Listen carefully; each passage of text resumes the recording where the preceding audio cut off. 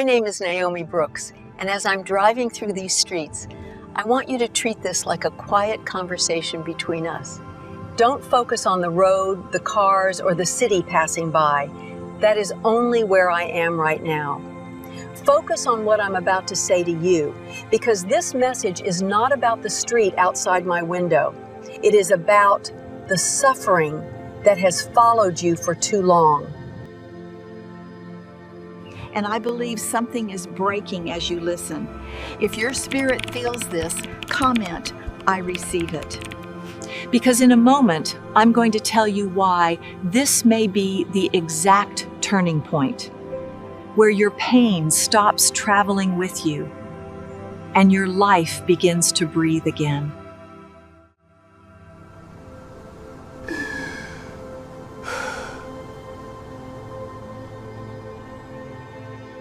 This is the moment your suffering ends forever, anointed and chosen.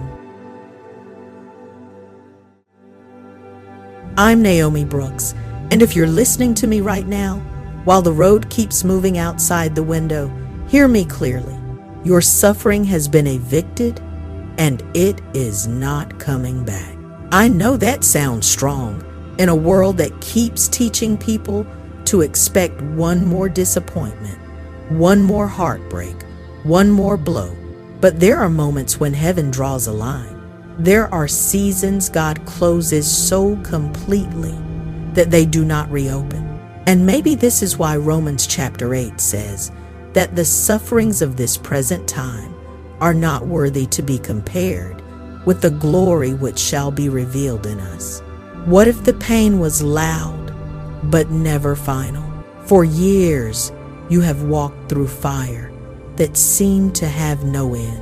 You carried storms that looked permanent, battles that felt endless, and trials that made you wonder whether God had somehow forgotten where you live. Be honest, how many nights did you sit with that question in silence? How many mornings did you keep going while feeling worn all the way through? I think a lot of chosen ones know this feeling in today's world. People can scroll for hours, laugh in public, answer messages, go to work, and still carry a private ache nobody sees. But even the darkest season has an expiration date, and not enough people tell you that. Psychologists often say the human mind remembers trauma longer than joy. Pain lingers. It echoes. It replays itself, but in the spirit, something different happens. Once a chosen one survives the breaking point, pain loses its permission to follow them into the next chapter. The thing that tormented you yesterday does not automatically get access to your tomorrow.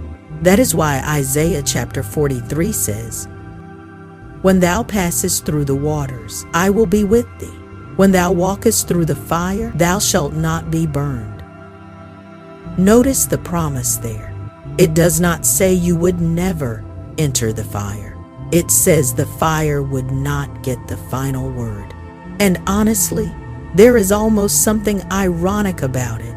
Hell treated your suffering like a subscription, like it had permanent billing rights over your life, like pain could just keep auto-renewing without asking permission. In today's language, it was as if darkness thought it could keep charging your soul month after month, and you would never be free of it. But God canceled it completely. No renewal, no reinstatement, no hidden clause. Doesn't that shift something in you when you hear it that way? This is not empty optimism. This is spiritual reality. You passed the test. The contract is void. The cycle is broken. The very thing that was designed to bury you has already served its only purpose. It proved that you are harder to destroy than the enemy expected. James chapter 1 says, "The trying of your faith worketh patience." That does not sound soft. And real life is not soft either. But look at you. You are still here, still listening, still breathing. still reaching for God. Doesn't that tell you something? What tried to break you cannot repeat its cycle. Why? Because cycles only keep power over the part of a person that is still trapped, still bleeding, still unhealed. Once you have walked through the furnace and endured what would have made many people collapse, the pattern starts losing its grip. That season felt brutal because it was not just an attack. It was an attempt to trap you in a loop, to keep you circling pain, disappointment, and defeat until you mistook repetition for destiny. And haven't you seen that in your own life? Different faces, same wound. Different year, same pressure. Different setting, same heartbreak. Betrayal after betrayal. Loss after loss. Setback after setback. Was that really coincidence? Or was darkness trying to recycle misery until you gave in? I have seen that pattern in people around me too. I have watched good people start speaking as if suffering was their permanent address. I have seen the way repeated pain can make someone feel as though nothing new is possible anymore. But that is exactly where the lie breaks. Cycles of suffering are designed to drain a person until they lose the will to fight. Not always through one dramatic collapse, but through repetition, fatigue, and quiet despair. Yet the truth is this: you broke the loop by outlasting it. That season was not random. It was calculated to feel endless. The enemy was counting on repetition because darkness survives by recycling what already hurt you. If one weapon worked once, it tried again. If one fear shook you before, it came back in another form. That is why so many chosen ones ask, why does this keep happening to me? But maybe the better question is this: what if it kept repeating because hell was desperate, not because it was strong? The moment you endured long enough without folding, something shifted in the unseen. The pattern began collapsing at its root. Galatians chapter 6 says, "Let us not be weary in well-doing, for in due season we shall reap if we faint not." That verse means more to me the older I get, because sometimes victory does not look dramatic at first. Sometimes it looks like surviving another day without surrendering your soul. Sometimes it looks like staying faithful until the attack runs out of power. And that is what happened with you. You did not just survive what tried to destroy you. You exhausted it. That is why survivors carry a different kind of authority. Not simply because they made it out, but because their spirit now carries a kind of immunity. There is a weight in people who have really suffered and really stayed with God. You can hear it in their voice. You can feel it in the way they speak. I think about people like Tyler Perry, who went through homelessness before reaching the influence people now admire. I think about ordinary people too, the ones nobody interviews, the ones who cried in private and still kept showing up. Don't they carry a different strength? Don't you? You did not just endure the pain. You drained it of its energy. The suffering had an assignment, and once that assignment was finished, it expired. That is why you will not have to walk that same road again. Ecclesiastes says there is a time to weep and a time to laugh, a time to mourn and a time to dance. Could it be that your season has turned, even if your emotions are still catching up? The enemy does not invent torment out of thin air. It leans on patterns, old wounds, familiar triggers, and generational pain. But the most dangerous ones have already been disarmed in your life because you refuse to bow. You refused to let despair define you. You refused to let pain rename you. You refused to let the storm become your identity. So hear me closely, chosen one. What tried to break you once cannot come back with the same force. It is over permanently. You did not just outlast the storm, you shut down the system that produced it. And that is why the nightmare you knew so well will not own another chapter of your life. Second, I need you to hear this clearly as the road keeps moving and my voice stays with you. The contract of suffering has expired. Pain always comes with terms, even when you cannot see them at first. Nothing you went through was endless, even if it felt endless while you were inside it. Every hardship had a purpose, a boundary, and a date heaven already understood before it ever reached your life. Doesn't that change the way you look at your past? It should, because what felt permanent to you was never permanent to God. The reason it lasted as long as it did is not because you were abandoned. It is because there were things in you that could only be formed slowly. Strength, discernment, endurance, wisdom, a deeper way of seeing. Some growth cannot be rushed. Some revelations do not arrive in comfort. And once you received what that season was forcing out of you, once you became the person you were meant to become through it, the contract had no more ground to stand on. It could not extend itself. It could not demand more. That is why Ecclesiastes says, there is a time to weep and a time to laugh, a time to mourn and a time to dance. Even grief has a season.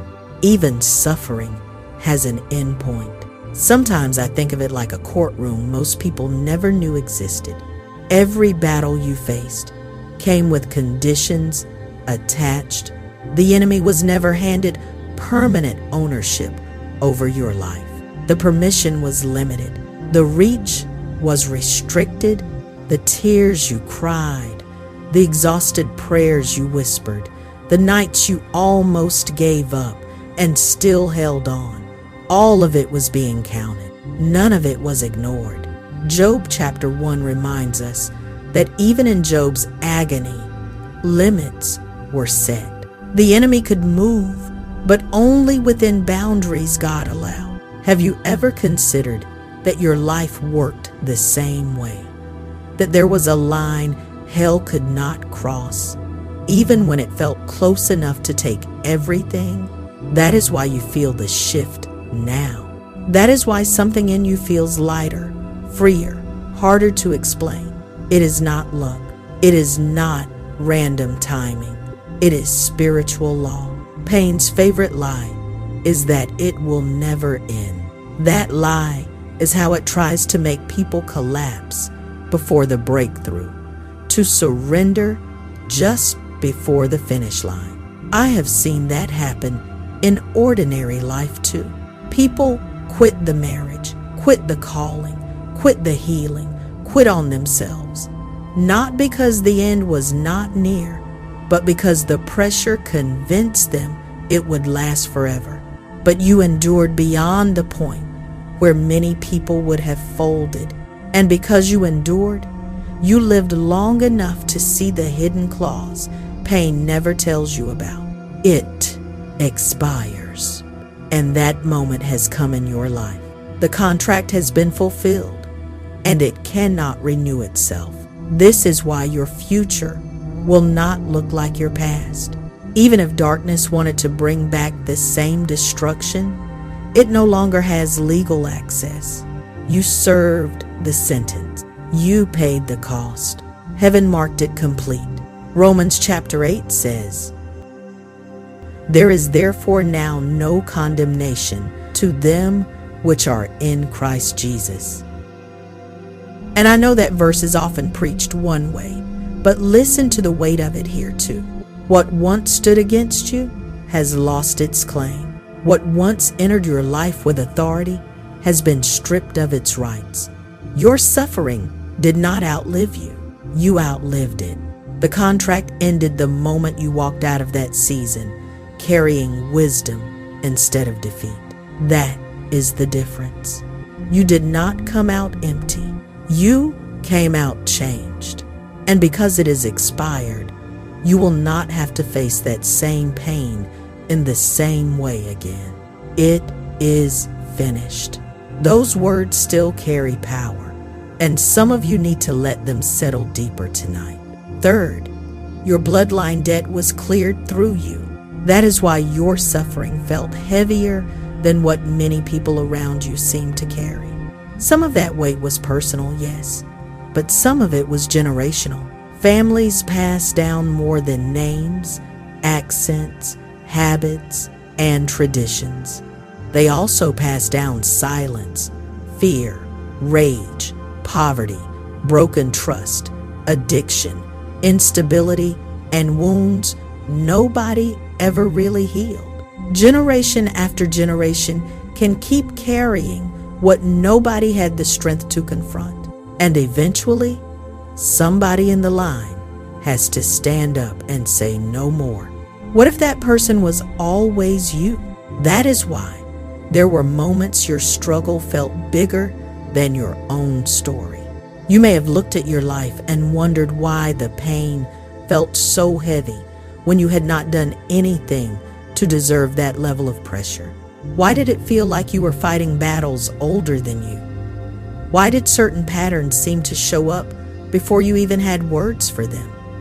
Because you were chosen to be the breaker, the one who stands in the middle of the family line and says, "This ends with me." Your pain was never only about you. It was also about the people coming after you. When a bloodline carries unfinished debt, it tries to collect in different form. Sometimes it looks like poverty that never lifts. Sometimes it looks like marriages that keep collapsing, fathers disappearing, sickness returning, fear passing from parent to child like an inheritance nobody asked for. I have watched families like that in real life. Maybe you have too.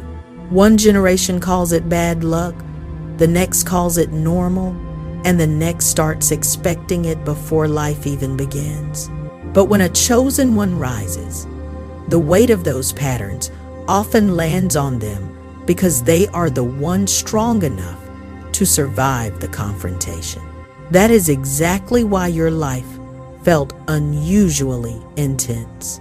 The breakdowns, the betrayals, the relentless pressure, it was not just random suffering. It was a final reckoning, a settling, a confrontation with debts your family line had been dragging forward for years. In the book of Nehemiah, when the walls had been broken for generations, someone finally rose with the burden to rebuild. In the same way, you became the one carrying the fire. You became the place where the line would be redrawn, and by surviving it, you paid what others could not pay. That is why the ones after you will not have to drink the same bitterness. The road will be clearer because you cleared it. The atmosphere will be lighter because you fought what they may never even fully understand. Galatians chapter 3 says, "Christ hath redeemed us from the curse." Redemption is not just a church word people repeat on Sundays. It means something got interrupted, something got broken, something that would have continued no longer has the same right to continue. Don't you feel the force of that? You were not just living through personal trials. You were standing there as a representative for your lineage. And now, because you endured without collapsing, the bloodline has been reset. The debt is gone. The curse is broken. The future is no longer chained to the same old past. What belonged to generations of pain stops here because you survive. Some people inherit houses, money, and opportunity. Others inherit warfare. But chosen ones can become the turning point that changes what the next generation receives. Fourth, pain was not merely endured in your life. It was transmuted. That is why it cannot return to torment you in the same way again. If you had only endured it, You might have come out bruised, guarded, and still vulnerable to the same old cycles. But something rarer happened in you. The poison that was meant to destroy you was turned into strength. The fire did not just burn around you, it changed what you were made of. That is one of the deepest mysteries of Chosen One. You do not just sit in suffering. You let God use the fire until the fire loses its power over you. Every betrayal, every humiliation, every loss was meant to plant bitterness in your soul and make you small, angry, suspicious, defeated. That is how the enemy wanted to leave you. But instead, you turned that pain into wisdom. You learned how to recognize deception before it even opened its mouth. You learned how to sense danger before it fully appeared. You learned how to guard your soul without becoming cold. Isn't that a miracle in itself? To go through all that and still have a heart that can feel, still have a spirit that can love, still have faith that did not die? That transformation is irreversible. What once had the power to wound you cannot reach you the same way now because it no longer fits the version of you that walked out of that fire. This is what transmutation looks like. Pain no longer lives in you as trauma alone. It now lives in you as authority. The sleepless nights became discernment. The loneliness became depth. The tears became clarity. Even the shame was forged into something like a shield, protecting the places where you were once most exposed. What almost crushed you ended up training you. It built spiritual muscle you could not have gained any other way. I have seen a version of this in people like Oprah, who turned deep hardship and instability into uncommon emotional intelligence and influence. I have seen it in people nobody famous knows too. People who came through betrayal and now carry a wisdom that can read a room in seconds. Maybe you know someone like that. Maybe you have become that person. 2 Corinthians chapter 4 says, "Though our outward man perish, yet the inward man is renewed day by day." Do you hear the reversal in that? The outside may have taken hits, but something inward kept getting stronger. That is why you do not have to fear a repeat of the same old suffering. You did not just escape it. You metabolized it. Poison cannot kill you the same way when your system has already learned how to turn it into medicine. The enemy has no power left to wound you with the same tools because those tools have already been broken down and transformed into your weapons. The thing that once stalked you now teaches you. The thing that once hunted you now sharpens you. The battlefield has changed because you changed. Your pain has been turned into something the enemy can no longer control. What once followed you has now become part of what protects you. That is why it will not return in the same form again. You did not just survive.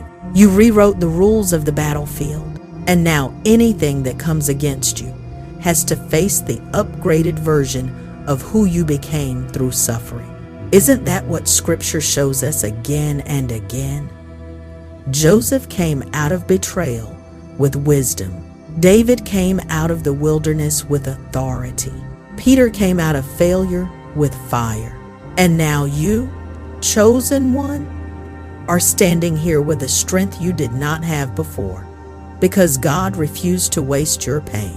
And number 5, I need you to understand this.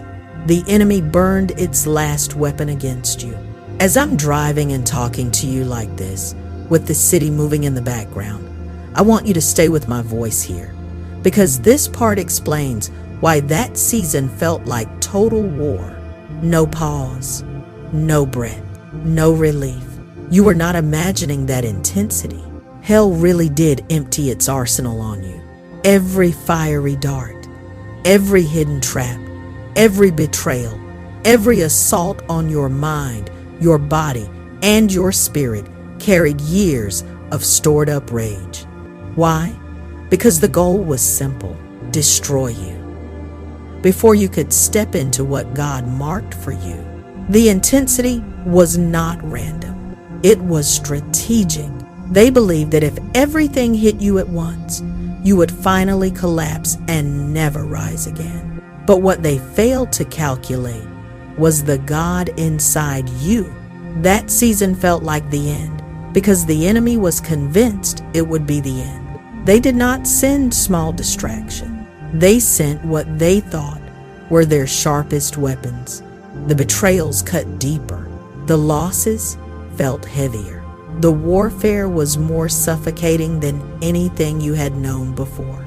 Have you ever looked back and realized it was almost too concentrated to be ordinary life? That is because you were under a focused strike, aimed precisely at every fear and weakness they thought could break you. And yet, you are still here. That fact alone proves something crucial. The arsenal is empty.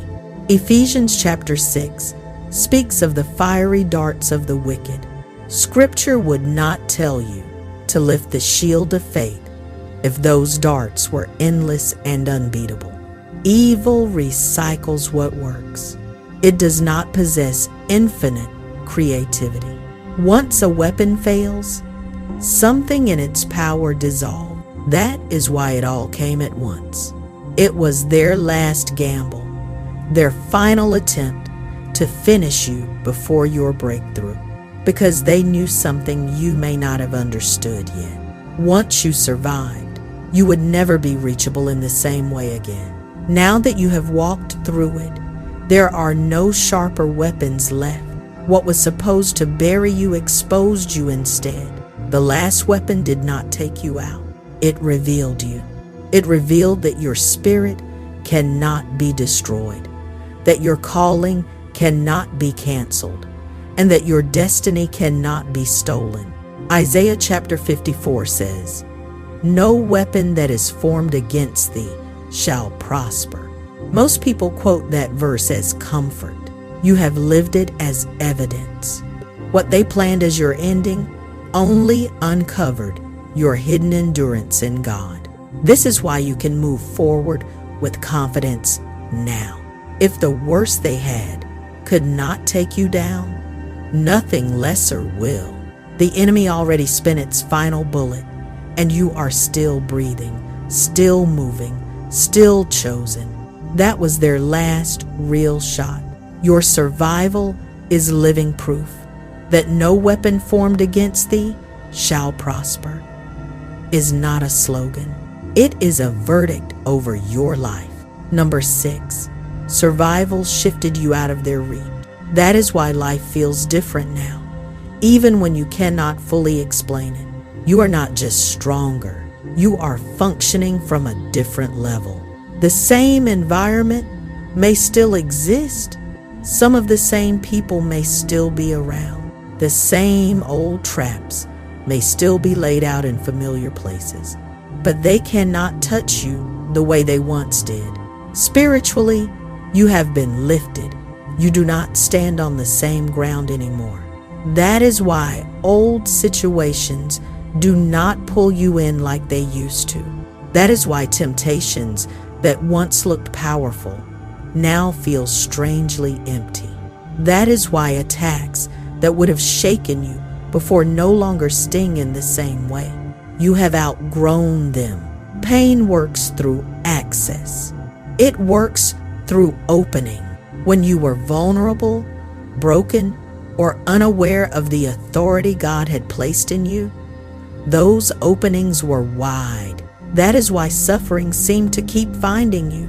But survival changed your inner world. You matured. Your discernment sharpened. Your spirit expanded. Romans chapter 12 says, "Be ye transformed by the renewing of your mind." Once renewal begins, the same darkness that once found a way in starts feeling foreign, like noise from a place you no longer live. Have you noticed that? Things that used to hook you cannot hold you. Things that used to trigger you now reveal themselves too quickly. This is why people who once had power over you no longer understand this version of you. They may try the same words, the same pressure, the same manipulation, but it is like they are aiming at a ghost. Their arrows do not land because you do not stand in that same place of exposure anymore. Survival shifted you. Spiritually speaking, you climbed above an atmosphere that once kept you choking. They are still reaching, still clawing, still trying to pull you back into a version of yourself that no longer exists. Think about how many times lately people have tried to provoke you and fail. Think about how storms that would have crushed you before barely move you now. Is that random? Not at all. It is evidence. You have moved beyond their reach. Psalm 91 says, "He shall set me up upon a rock." Once God lifts you onto higher ground, the old flood does not rise the same way around your feet. You can remember the old suffering, yes. You can describe it. You can testify about it. But it does not own your present location anymore. That is why you do not need to fear going back to what broke you. That suffering does not even exist on your current level in the same way. They can try to drag you down, but it is like hunters firing arrows into an empty sky. You are simply not there. Survival did not just prove your strength. It relocated your spirit into a place where victory has become more natural than defeat. Number 7, your spirit became an immune system. And honestly, this is one of the deepest rewards of surviving what should have destroyed you. In the beginning, trauma caught you off guard. It struck places you did not know were weak. It tore open wounds you did not even know you were carrying. It broke you because you had no defense against it then. But survival never leaves a person the same. It recalibrates the inner life. Now your spirit is no longer exposed in that same way. Every attack trained you to recognize danger before it fully takes root, lies before they sound convincing, and darkness before it disguises itself as light. 1 John says, "Try the spirits, whether they are of God." That kind of testing is not theoretical for you anymore. What once slipped in quietly now feels like an alarm going off in your chest. You can sense betrayal before the mask falls. You can sense manipulation before the strings pull tight. You can sense destruction before the cracks are visible to anybody else. That is not paranoia. That is discernment matured through pain. The body fights sickness differently after exposure. In a similar way, your spirit has developed resistance to the very forces that once tried to crush you. And that resistance is not temporary. The trauma did not only hurt you, it educated you. It reprogrammed your discernment. The lessons were not wasted. They rewired your soul with wisdom and resilience that cannot be unlearned. Have you noticed how you no longer welcome what you once tolerated? How you no longer explain away red flags the way you used to? That is not hardness. That is help. Your spirit now filters what does not belong. Before, the enemy could blindside you with familiar tactics. Now, so much of it feels predictable. What shattered you then cannot even scratch you the same way now because your soul rejects it faster. Even the thought of stepping back into old cycles makes something in you recoil. That is not fear. That is immunity. Proverbs says, "Keep thy heart with all diligence." You used to hear that as advice. Now you understand it as survival wisdom. That is the mark of someone who came through the fire and came out transformed. Your suffering built something lasting inside you, a defense system that protects you even before you have to fight.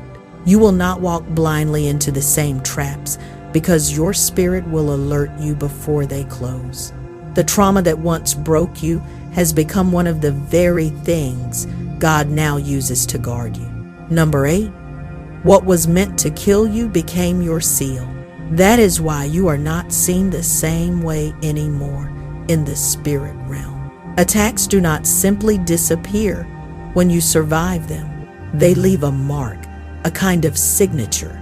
Darkness knows when it has failed, and in its own twisted way, it recognizes those it could not destroy. Every trap, every betrayal, every near ending was supposed to silence you for good. But the fact that you walked out alive means those forces stamped you with evidence they cannot erase. This seal is not something you can show people with your hands, but you can feel it in the way life responds to you now. The enemy knows you are no longer an easy candidate for destruction. You have been tested at a high level, and because you survived, you now carry a spiritual signature that says, "This one is marked." Revelation speaks of those who are sealed by God. I am not using that lightly. I am saying there is recognition in the unseen when someone passes through fire and does not turn back. There is a weight on survivors that words cannot fully explain. It is not that future challenges will never come. They will, but none of them can touch you the way that last season touched you. The seal stands as proof that the enemy's most vicious attempt failed, and because it failed, it lost permanent rights to your destiny. This is why chosen ones walk with a quiet authority. They do not need to announce themselves all the time. Their survival already did. Your existence now says, more than any speech ever could, I am still here. And the seal affects heaven's response too. Favor, protection, angelic help, divine covering, all of it moves differently around someone who has passed through fire with God. Zechariah speaks of a brand plucked out of the fire. That image matters. You were in it, but you were not abandoned to it. You were marked by covenant through survival, not through perfection. So understand this clearly. What tried to end you has become proof that it could not. The thing meant to bury you became the certificate of your authority. And because you bear that seal, darkness recognizes you as the one it could not destroy, and therefore can never truly own again. Number 9, you lived through what they thought was impossible. That truth alone sets you apart in a way ordinary logic cannot explain. This is not just about surviving hardship. It is about walking out of situations people normally do not come back from. You carried pain that should have left you permanently broken. You endured wounds that should have rewritten your whole identity. You faced circumstances that should have buried you long before now. And still, here you are. Instead of being erased, you became the contradiction. Your existence challenges every prediction made over your life. There are some forms of pain people whisper about because they know most never fully recover. Betrayals that strip trust. Losses that crush the will to keep going. Oppression that slowly erases identity. You did not face just one of those. You faced them layered, repeated, almost back to back. By human calculation, you should not have risen again. Yet you are still breathing, still thinking, still building, still becoming. What do people do with someone like that? That is not a small thing. It is evidence that your story is not governed by ordinary limitations. When people expected collapse, God preserved chapters they could not see. When the enemy expected silence, God kept breath in your lungs. Psalm 118 says, I shall not die, but live and declare the works of the Lord. Some verses become more than beautiful lines after suffering.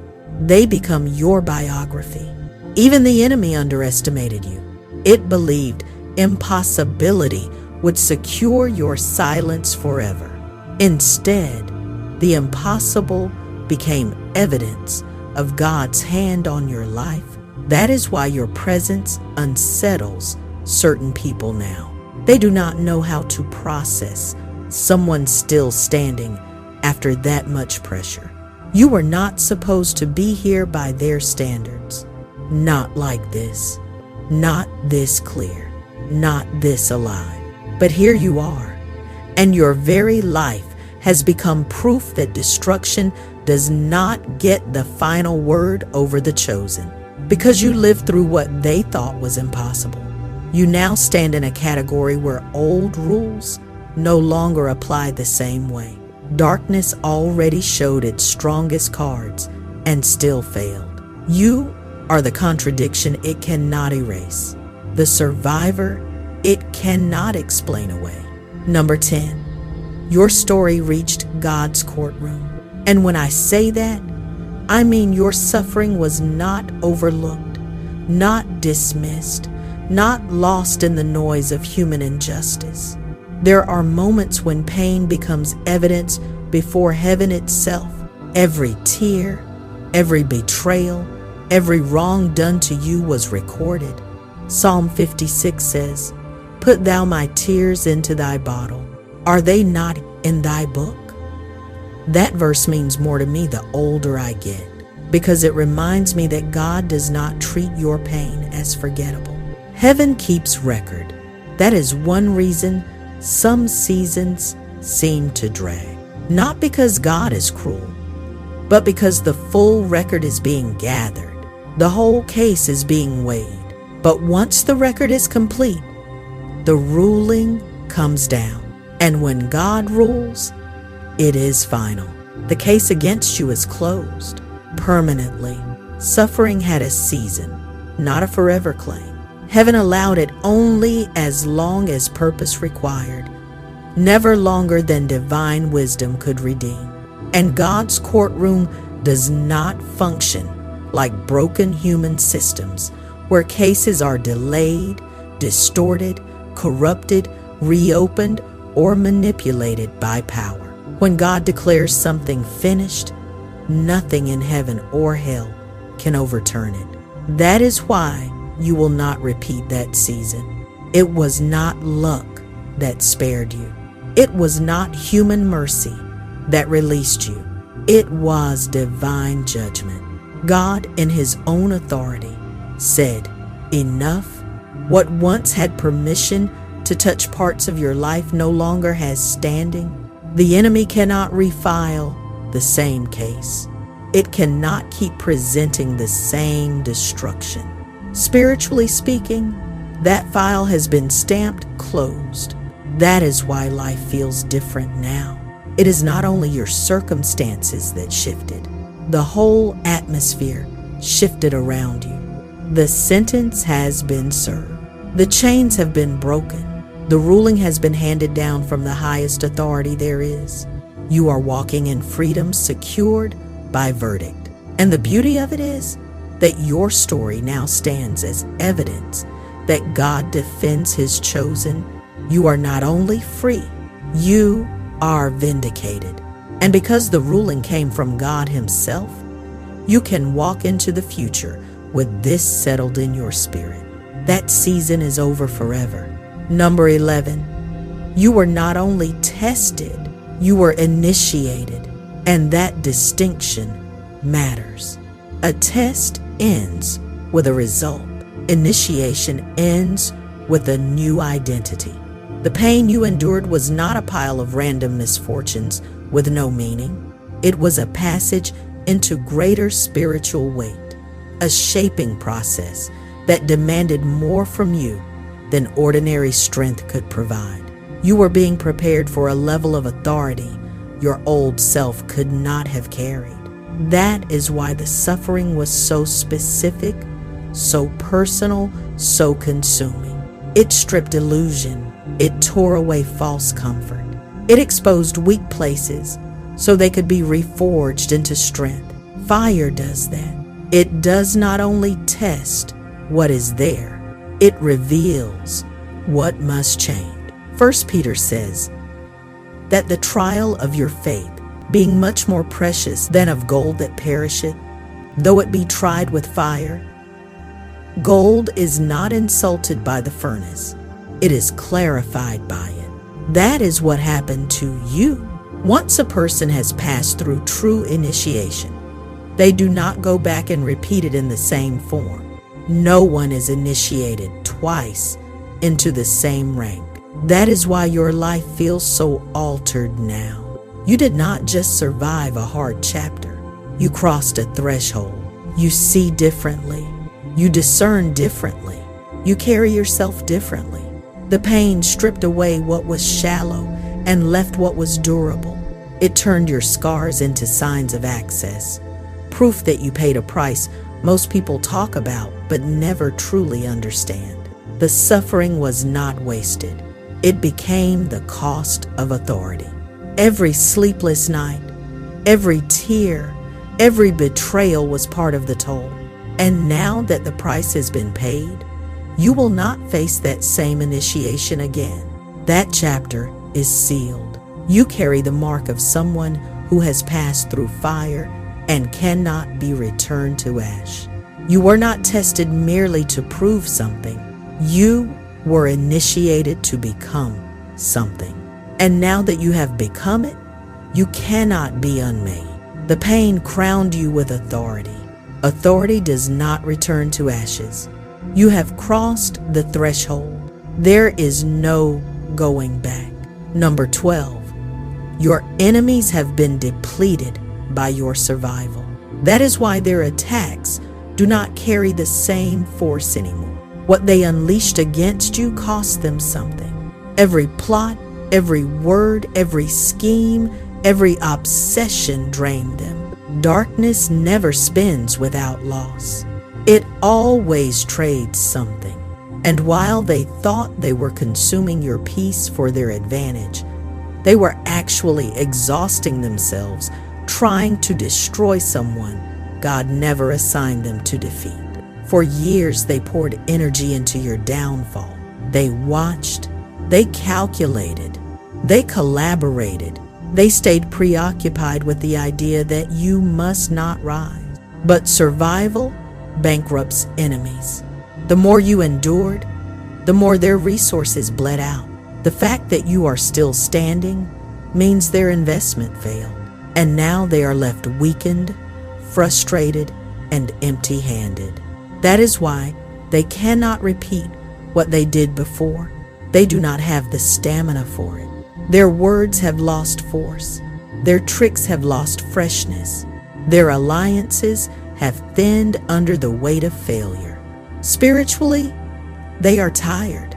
Proverbs says, "The wicked plotteth against the just," but plotting is not the same as prevailing. They spent their greatest energy trying to break you, and it did not work. There is a hidden beauty in that. Your survival did not only preserve you, it dismantled them. Every time they believed they were weakening you, they were draining themselves. Every plot backfired in the long run because you refused to stay down. You became stronger while they became smaller. Now they look at you and recognize something terrifying. They do not have anything left that carries the same power against you. They cannot rerun the same play, and they do not have anything new with enough weight behind it.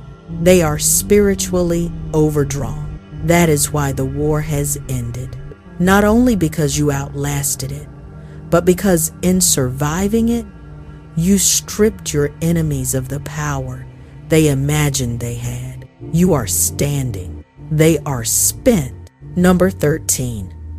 The memory of your survival now haunts them. And that is a prison stronger than anything you could build with your own hands. Your enemies do not only remember what they did, they remember the outcome. They remember the plans, the words, the traps, the certainty they carried that this time they had finally finished you.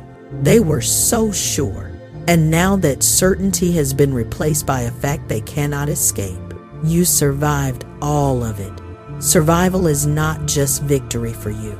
It is torment for them. Every time they think of you, they are forced to relive their failure. Human pride does not recover easily from humiliation, and few things are more humiliating than watching someone rise after you work to bury them. That image follows them in quiet moments, in conversations, in unfinished thoughts.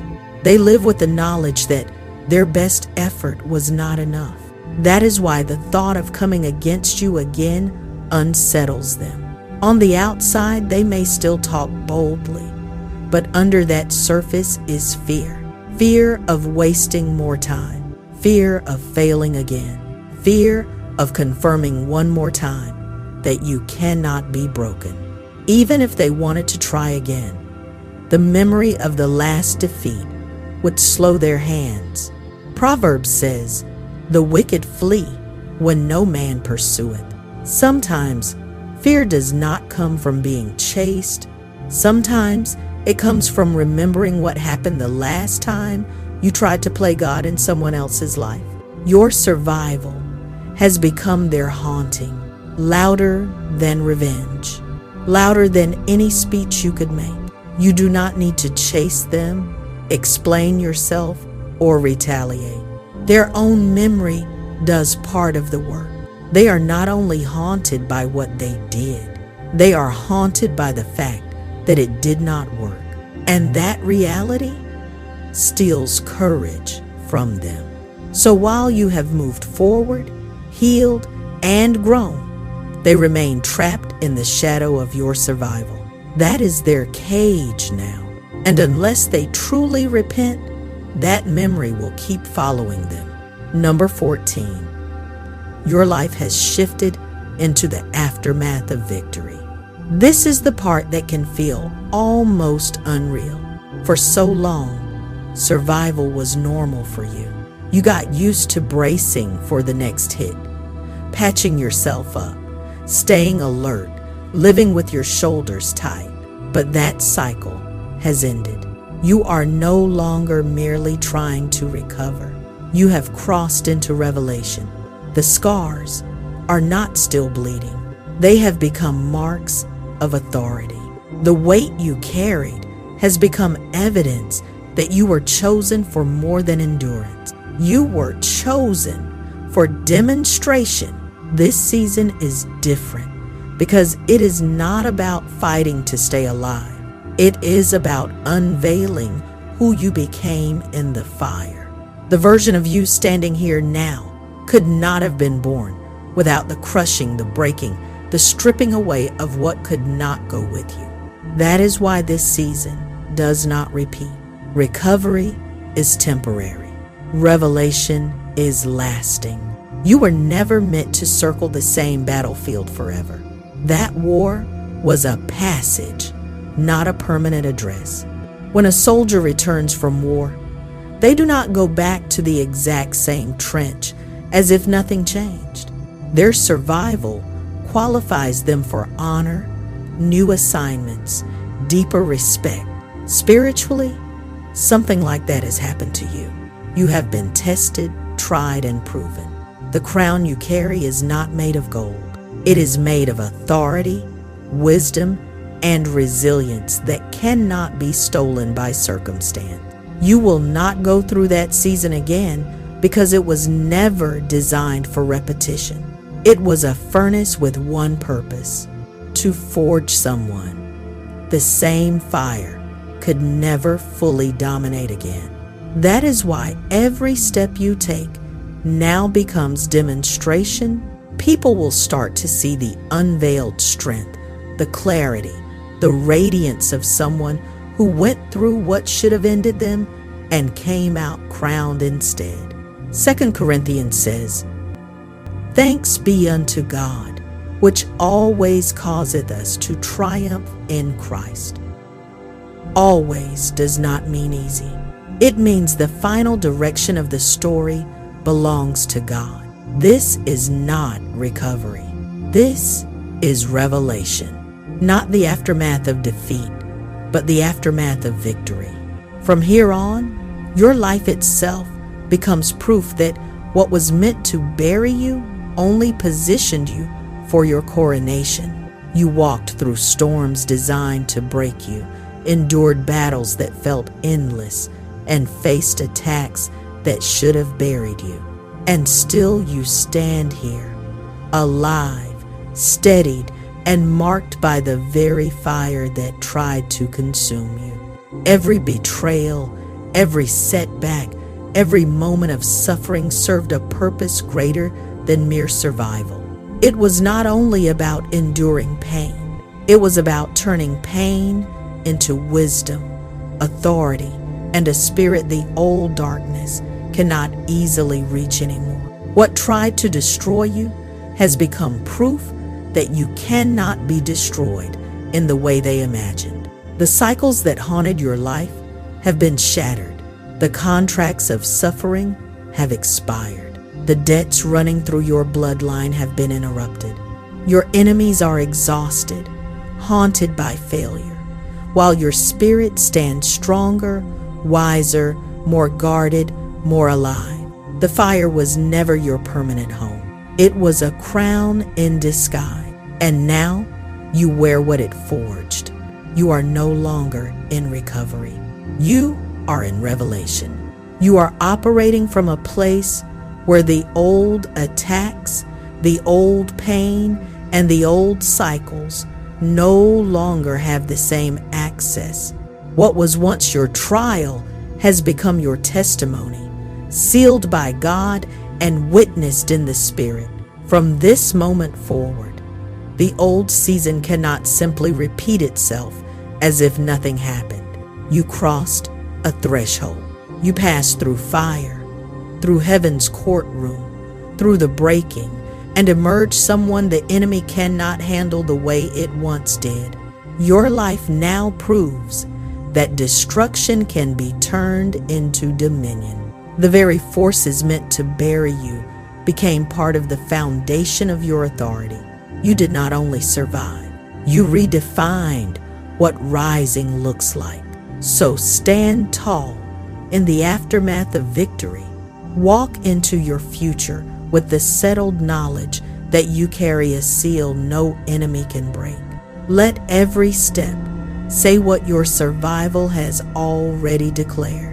The impossible did not win. Your journey through the fire was not wasted. It was the making of a chosen one. And now the world will see what emerges from someone who truly passed through the unthinkable and came out crowned. This is your time. This is your revelation. You are done with the suffering that tried to name you. From here on, let every season of your life reflect the authority, strength, and victory that only God could build in a chosen one. I want to leave you with this, chosen ones. As I've been talking to you through this drive, with the streets passing by and the world outside just doing what it always does, I keep thinking about how many people are moving through life right now, carrying pain they have secretly agreed to call permanent. That is one of the saddest things about the times we live in. People learn how to function with exhaustion. They learn how to smile with heaviness. They learn how to survive what should have never become normal. And if I can be honest with you, that is why this message matters so much to me personally. I do not believe God created you just to become good at suffering. I believe He can use suffering, yes, but I do not believe He meant for it to become your identity. And maybe that is the real turning point in this whole word. Not just that you made it through, but that you finally stop seeing yourself through the lens of what hurt you. Because there comes a moment when heaven says, enough. Enough circling the same grief. Enough carrying what was only meant to shape you for a season. Enough letting old pain introduce you before your purpose has the chance to speak. The she version of you that is rising now is not the same version that entered the fire. You know that, don't you? You can feel it. Something in you has more weight now, more clarity, more quiet authority. I've seen this in real life too. The strongest people I've ever met were rarely the loudest people in the room. Usually, they were the ones who had suffered deeply, but came out with softness still intact, discernment fully awake, and a kind of grounded strength that made you trust them immediately. That kind of strength cannot be faked. It is forged. And that is what I hear in this message over your life. You are not coming out of this season empty-handed. You are coming out with oil on your life, with vision, with spiritual muscle, with a testimony that cannot be argued away. So please hear me clearly. Do not go back mentally to a season God has already brought you out of spiritually. Do not keep rehearsing the wound after heaven has already written freedom over your future. Do not keep introducing yourself by your pain when God is trying to reveal you by your authority. In my opinion, that is where many chosen ones delay their own peace. They survive the battle, but they keep emotionally living in the ruins of it. And I really believe this is the hour to step out of that. Walk forward differently now. Pray differently. Expect differently. Speak differently. Let your spirit come into agreement with what God has already done. The suffering served its time. The fire completed its assignment.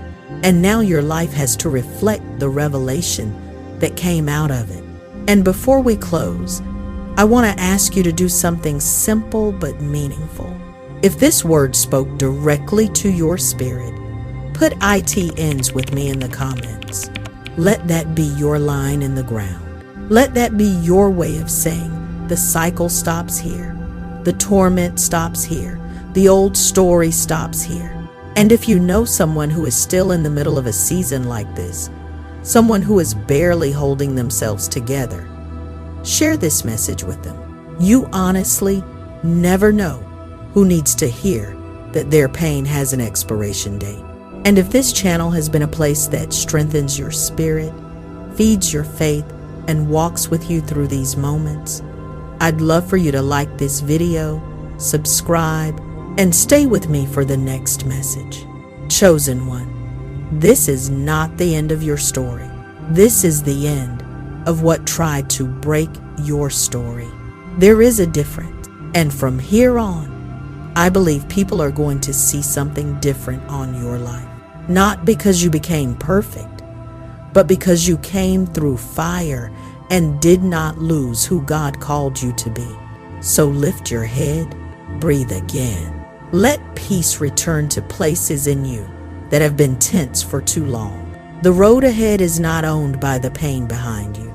And I really believe that one day you are going to look back at this chapter and realize that what felt like your unraveling was actually the moment God was ending one season forever and introducing you to the strength, freedom, and authority that had your name on it all along.